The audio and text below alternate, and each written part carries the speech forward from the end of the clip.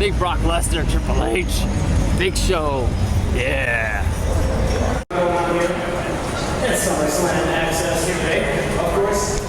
Back of the line to meet CM Punk. Over there is the thing. Saw Mario.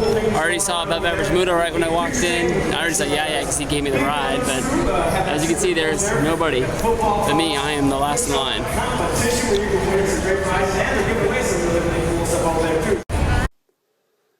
Hey, what is up, everybody? This is Stevie Breach coming to you with the much anticipated video everybody's been asking for. Finally, all of the SummerSlam videos are all up. I put up the Locked in the San Diego airport video yesterday. I apologize about the day before posting a different video and having the wrong title on it. I will be making them all into a movie, but I will be making that down the road. I won't be making that sooner than later. I want to at least put up videos talking about the event, and I was going to do that one first, but everybody's been asking for the Punk video, and all in all, the guy's a dick, and he is a dick. Everything you've ever heard about CM Punk is pretty much the truth. I haven't seen the video yet. The one guy that I really wanted to meet, meaning like people who makes videos here on YouTube, is Big Chooch Wrestling. And I wasn't able to meet him at Access. We weren't able to find each other in there. I was looking for him. But from seeing his video that he made coming out of Access, it seems like he had a pretty bad experience with them too. He said he'd be making a video as well, but I haven't seen if he put it up or not. But all in all, as you can tell from the videos, we were late getting to Access, and when we arrived, it was closer to noon, I believe is when it was. And the tickets for CM Punk was, I believe, from 1 to 3, and the tickets for Mysterio, I believe, were for 11 to 1. The guy at that was giving the VIP bracelets, and you're walking in, he tried to blame Ticketmaster for it. He said that WWE was pissed. These tickets went on sale over 2 months ago. If WWE would have noticed that there was a mistake and they had Punk and Mysterio, the times mixed up, they would have noticed. There's no way in the world this would have gone unnoticed until the day of the event. They would have at least sent out email reminders and everything else. If WWE was able to get to Ticketmaster and say, hey, will you please make sure you email everybody and tell them to drink plenty of water for the second day of Access, because people were passing out on the first day, they could have easily sent out an email blast saying, hey, the Punk and Mysterio VIPs were switched.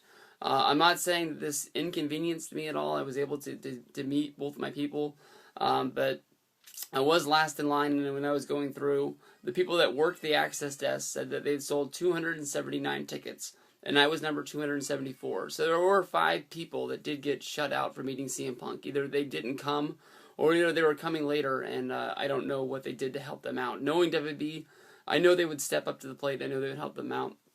I have not received my pictures from meeting Punk yet, but all in all, like you do with all these VIP, Access things, even at regular Access, the general missions, you only get a matter of seconds with these guys. That's why you got to really think if you're really going to pay the high ticket price to meet these guys and get something signed and get a picture with them. But CM Punk is one of the biggest stars of today, and I really, really wanted to get to meet him. I mean, he is the guy that they are pushing like, I don't know, basically if you look at the way his push is right now, he's basically getting pushed like Stone Cold Steve Austin. And I made a video. I told everybody that I was really, really nervous about meeting him. I didn't want to go out there and be the guy that he treated like shit and, walk away with my tail behind my legs. But basically, the second I talked to him, I knew this guy was a dick, and that was about it. When I went up the stairs, I extended my hand for a handshake.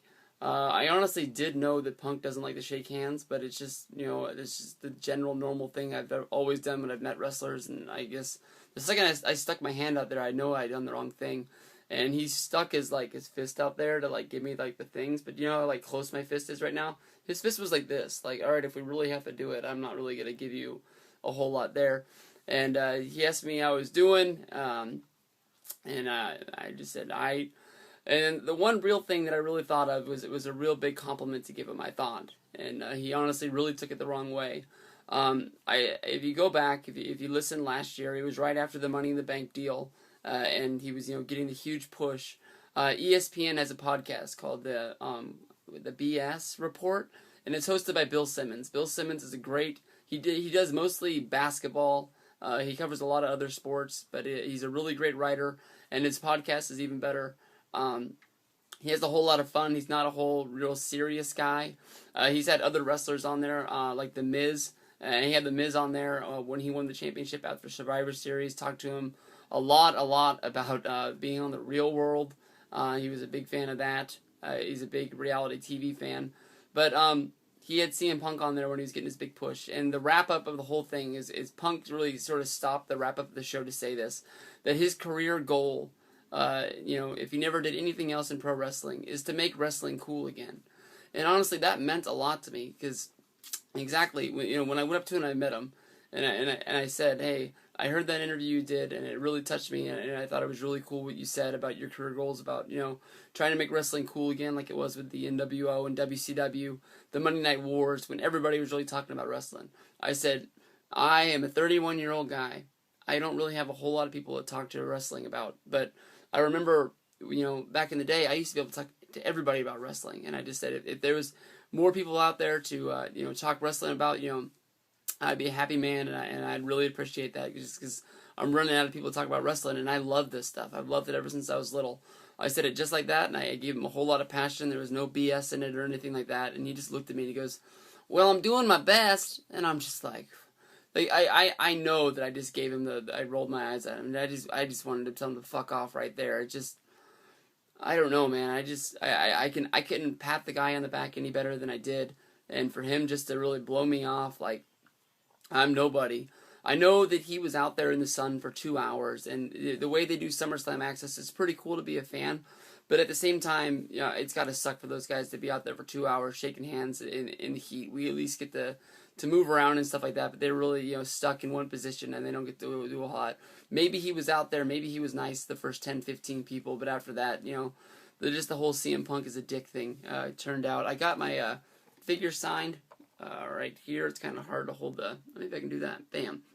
There it is, the 2-pack with the Winged Eagle. Hopefully you're not getting too much of a glare on there. He signed it with the CM Punk there for you. He didn't do anything on the RIP Macho Man like he's done in the past.